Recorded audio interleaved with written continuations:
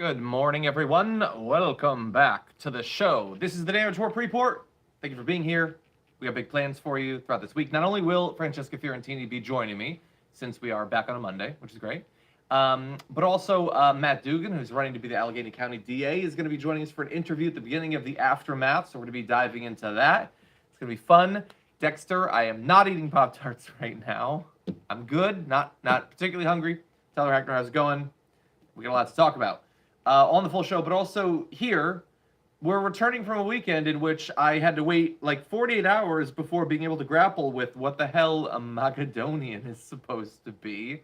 So we're going to be talking about that, but also other news too. Thomas here says, Magadon is Hungarian for yourself. Is it really? I'm doubting that's what the reference is. Abstract, how's it going? So we got lots of news to get into. I'm kind of going to have to take Marjorie Greene's side on something. It's a little bit weird. We're going to be critical of Twitter. I think understandably so. But I want to start off with some other smaller news. Here's a weird one. Let me know what you think about this. So I saw this on The Hollywood Reporter. Showtime is pulling an episode of Vice that delved into Ron DeSantis, and in particular, his time at Guantanamo Bay when he was a U.S. Navy JAG officer.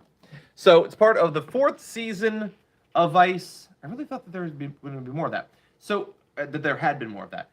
It was supposed to be May 28th. The episode was pulled.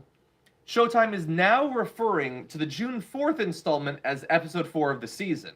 So it was going to be the 4th episode. They pulled it and are now skipping it in the official rundown. So that is an indication that they didn't have a problem with it, that they're now fixing, and then they're going to reload. Hey, Chips, how's it going? This is me panhandling for chat. Well, happy birthday, Chips. Thank you. And thank you again. Much appreciated. So, anyway, repeat programming aired in place of the shelved episode on May 28th. Now, that might be suspicious enough, but when they were asked by Hollywood Reporter about why it is that they had pulled an episode that was apparently going to be very critical of a presidential candidate, the episode title was The Gitmo Candidate and Chipping Away. Okay. They say, we don't comment on scheduling decisions. As with all current affairs programming, there could be scheduling changes, and we are very much still in discussion about the scheduling of this episode. We're proud of our reporting and of our continued partnership with Showtime. That's what Vice said. Okay, so that is... Wait, Hal is saying, is there a pre-port today? This is the pre-port today. How's it going? Anyway, okay, so, look, if the episode never returns, that seems highly suspect. Now, it isn't only suspect for the one, I think, most obvious potential explanation, which would be that they received pushback or some sort of corporate thing, something that would lead them to pull an episode that was going to be critical of a presidential candidate. It could be that they got something wrong and it needs to be fixed. They do say that we stand by our reporting, which seems a little bit, that seems suspect because nobody's criticizing your reporting. They're criticizing pulling an episode that's about a prominent politician and not saying anything. Okay. So that could be the explanation. It could be that they are going to add to it, that there's more that they want to say, perhaps that just came up over the past few months. That would be a more positive spin on pulling it. All of this is assuming that it will eventually come out. If it never comes out, then that is super suspect. Ron DeSantis, I think, rightfully has already been criticized quite a bit for what he's alleged to have seen and defended in Guantanamo. I expect that you will see more of that if he isn't immediately nuked from orbit in this Republican primary. The Centaur says, Sparta is part of Macedonia, the slave-owning warrior caste. That is Stephen Miller written all over it. That might be the explanation. We'll get to it. Brian Finezzi, 27 months as a Tier 3 member. Thank you, Brian. As always, says, isn't the purpose of media supposed to be to hold the government accountable? If there was a factual error, I get it. But if it's just because it is critical, then I don't understand it. Well, Brian, we don't know. We don't know. Could be that they were threatened. It could be that they want to add to it. I am hoping that we will find out. Luck Dragon says on a super chat, as a naval officer, DeSantis made a promise to protect and defend the Constitution. Apparently, he needs to be recalled for a court-martial given the unconstitutional laws and actions he's committed. Well, Luck Dragon, I would not hold your breath for that, is what I would say. Bit of good news, I think, for Lauren Boebert. Is this good news or is bad news? I don't know. It's an update. I guess it's information. Apparently, retired wrestler Stan Lane is not her father, as had been alleged or at least believed by Lauren Boebert's mother for many years. Apparently, he took a DNA test, and it is proven definitively, supposedly, that he is not, in fact, Lauren Boebert's father. I said it was good news because I guess it is good to know, right? Like, if you're not sure who your father is, then being able to at least cross people off of the list seems like it would be a good thing. I guess the fact that she's left not knowing, or at least, I don't know to what extent, by the way, that she even cares. It seems like her mother is the one that's making the claims. Then that's unfortunate. But it is possible that getting this update allows them to retarget the investigation and try to find out. I'm not, by the way, I am a viewer of wrestling once again, but I was not watching at the time of Stan Lane. I'm not familiar with Stan Lane, so sorry. Anyway, we've got some more little news tidbits to get to. If we do want to have a debate about Magadonians, though, we are going to have to get to 1,000 likes, and it looks like 700 or 800 of you haven't hit the like button yet, which I find to be a personal affront. And it is law in Magadon that you hit the like button. So all of you are currently violating the law, except for the 567 good ones of you. That's what I'm saying. Your best Jerry impression, you are not the father. Again, yeah, I'm not making jokes about it, by the way. I mean, I don't know what her position is on any of this. I don't know that I've ever heard her make any claims about it supposedly being him. Anyway, okay, so we know that Twitter rolled out their verified thing that doesn't verify. And we know some of the other issues that have cropped up since Elon Musk took over. I tweeted about this earlier. I don't know if you guys have experienced this. So I don't go on Twitter nearly as much as I used to, but there are still a couple of things. Like, I've just been too busy for social media, honestly. I try to update a little bit on Instagram, for instance. So, oh, by the way, I put up a sonogram photo on Instagram. Just, you know, things are going on in my life, and I wanted to update people. So anyway, I put that up, Instagram.com/JohnnyRolla. And to the extent that I do social media, it's usually around my Patreon, patreon.com/JohnnyRolla. We have a Discord. But I don't have a lot of time. But when I do go on Twitter, which I do want to sometimes, you know, occasionally for stuff about video games or wrestling or something like that. Don't worry, Brian, it's okay. So I like to occasionally check my DM requests because sometimes, you know, viewers will send in messages and I don't automatically see them. I have to look at the actual requests. Except that I don't often see the requests because 99 out of 100 messages are women who have just come over from South Korea or Hong Kong or something and are looking for dignified gentlemen to laugh and grow old with or something. I don't know, some shit. It's all spams and scams. Or I'm just super popular in South Korea, and when people head over, they're like, first thing I gotta do is I'm DMing that guy. I'm assuming it's fake. So that's a big deal. That's an issue. Thank you, Abstract. It's really nice of you. No, to the topic of the Patreon, I did release the first part of a serialized story I'm going to be telling that is very much in the vein of like classic sword and sorcery tales. It's called Chains of the Corsairs. That's the first part. It is out on the Patreon right now, as well as, you know, over a year of stories and podcasts and all that. But anyway, here's a bigger issue, perhaps, than the spams and the scams. It is that, according to the Center for Countering Digital Hate, they looked at flagged hate speech from 100 Twitter Blue subscribers. And 4 days after it, 99% of the tweets were still up and none of the accounts had been removed.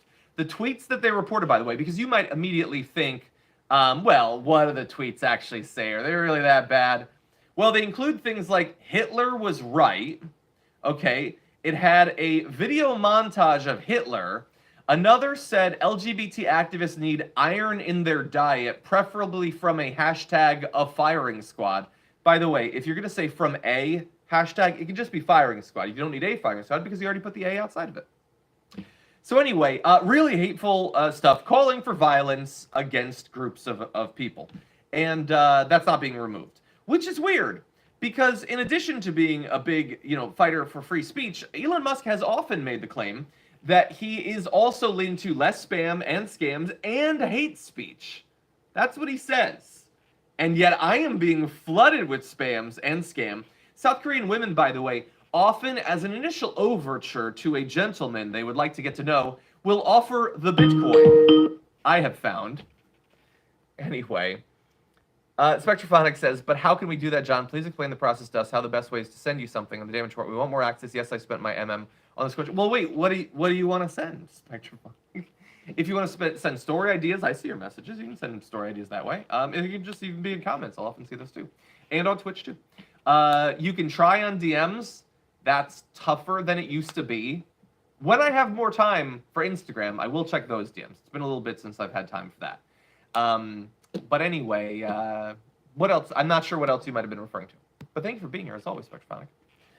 Okay, I have a pitch for you, but I'll let you contact me. Well, I'll get around to it at some point when I can.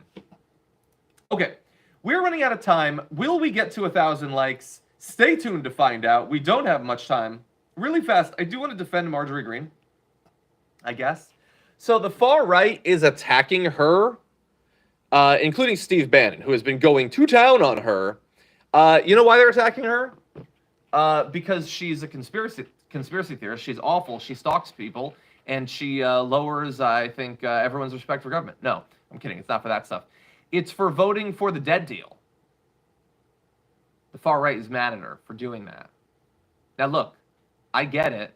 There were other things that they wanted, but I kind of feel like the right did okay, considering that they cannot win a presidential race, that they don't control the Senate. They've got the House right now and the Supreme Court, but that's not really involved right now with this.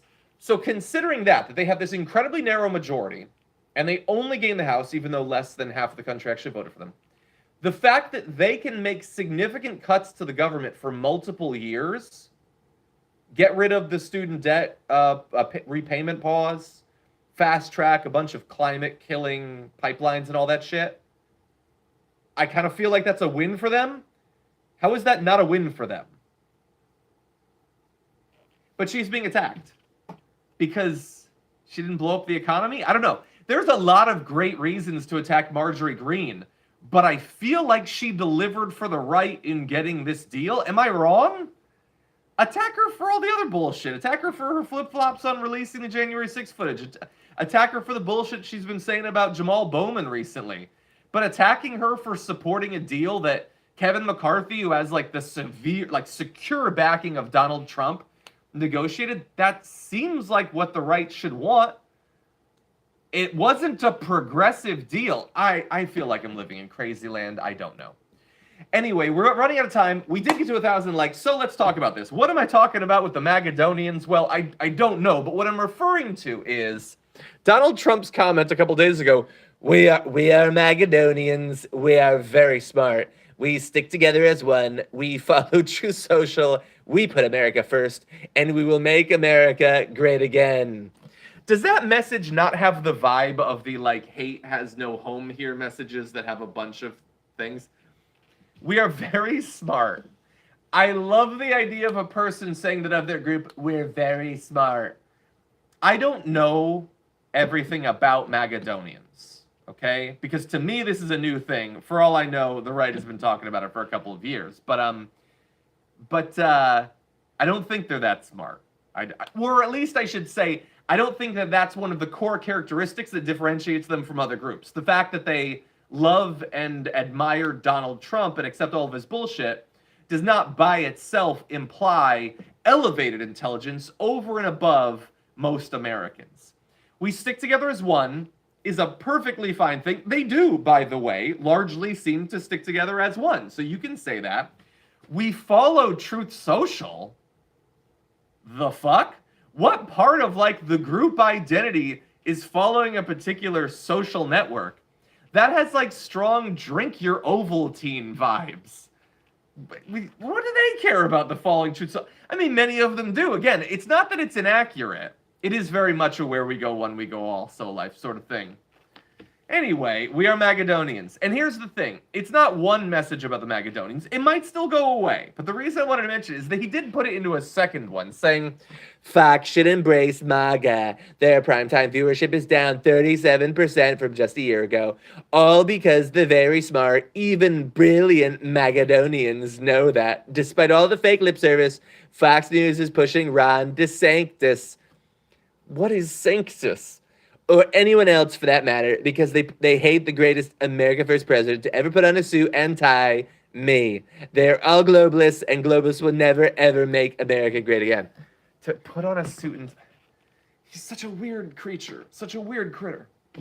But anyway, it seems like he's trying to make it a thing, and sure, why not? I'm surprised. I bet they love it. I bet they love the idea of Magadon. It sounds kind of like a dinosaur, you know, stuck in the past or whatever, extinct. It seems to fit. But it seems strong. Is it different than just saying MAGA, the MAGA people? That has always been not just, you know, a dumb, vapid, a purposefully vague catchphrase. It's always been that community, which is not about being smart, even brilliant, or following True Social, or sticking together, or putting America first. It's about supporting Donald Trump. That's what it's about. If they want to call it the Magadonians, they can. Is this like... Wait, hold on a second, because... Hold on. Gingerbread Man says he wants new branding to sell new merch. What I was just in the process of saying was, this sounds like an excuse to roll out a new line of NFTs. Because, like, if there is one thing that really ties together the Magadonians, it's their willingness to be conned by Donald Trump. Their complete self-selected inability to tell when he is using them, when he's lying to them, when he's abusing them. They can't tell, and more importantly, they don't want to tell. But anyway, if the MAGA people are the Magadonians, I don't know, I feel like Dragon Squad should have a land. A fantastical land of wonder and majesty and actual smarts and brilliance. What would we call that? Anyway, I leave that to you. Come to the next pre-show with your ideas, and we'll talk about it then. But come in 10 minutes to the main show, because Francesca Fiorentini is going to be there, and it's going to be awesome. So anyway, thank you, everybody. Thank you to those, especially who hit the like button. The rest of you suck, and you're dead to me. For all time. Even if you like the next stream, you're dead to me. But anyway, I'll see you soon.